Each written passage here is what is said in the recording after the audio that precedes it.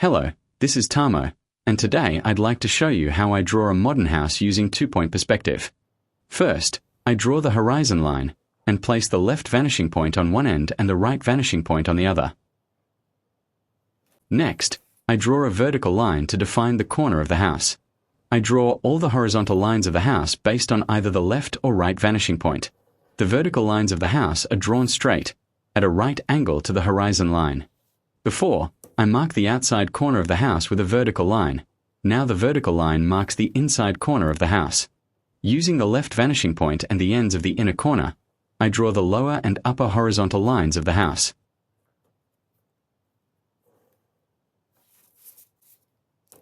Next, I add another corner, making the house appear like two cubes placed slightly apart on the ground.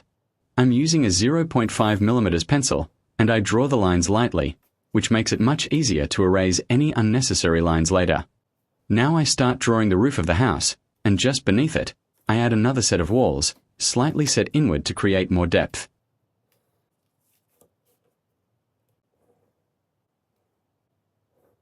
At this point, one of the lines ends up in the wrong place, so I simply erase it and draw it again. Making small corrections like this is a natural part of the drawing process. All the horizontal lines of the inner walls are also drawn toward the left and right vanishing points, while the vertical lines always remain perpendicular to the horizon line. This helps keep the perspective consistent and believable throughout the drawing. Finally, I add the base of the house, again using the left and right vanishing points. All of this can be done freehand, but this time I'll use a ruler to make the line straighter and more precise. Since the roof extends quite far from the wall, I'll add a wooden strut a little inward to support the roof. I really like the use of natural wood on the house.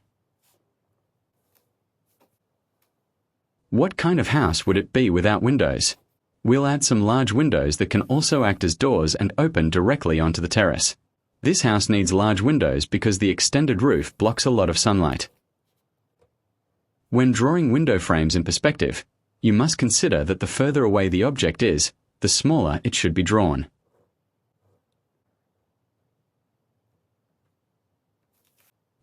I really like modern houses for their practicality, but I also adore the wooden structures of old buildings. That's why I want to add some visible wooden load-bearing elements to this house, crafted the traditional way with mortise and tenon joints, without using screws or bolts. Let's add one more floor to the house. When drawing it, it's important to make sure that the corner of the upper floor aligns perfectly with the corresponding corner of the floor below. Of course, we'll also add a large balcony, offering a beautiful view of the surrounding nature. For safety, I draw a glass railing on the balcony, so the view remains open and unobstructed. I indicate the glass railing with 3 thin lines, with the middle line slightly longer than the others. Later on, this could be replaced with subtle shading to suggest a glass reflection, but it also works well as it is. Above the balcony, I design a generous roof, allowing the space to be used comfortably even in rainy weather. The roof is drawn in the same way as the rest of the structure, with all lines extending toward the left and right vanishing points. One additional advantage of a large roof is that it provides more shade during the summer, helping to keep the interior spaces from overheating. With a roof this large, it's essential to design a very strong load-bearing structure, one that can withstand all kinds of weather conditions. As I mentioned earlier, I really enjoy traditional, handcrafted wooden structures, so this is where I want to highlight them the most. Because the roof extends far beyond the wall, the supporting diagonal elements need to be longer as well.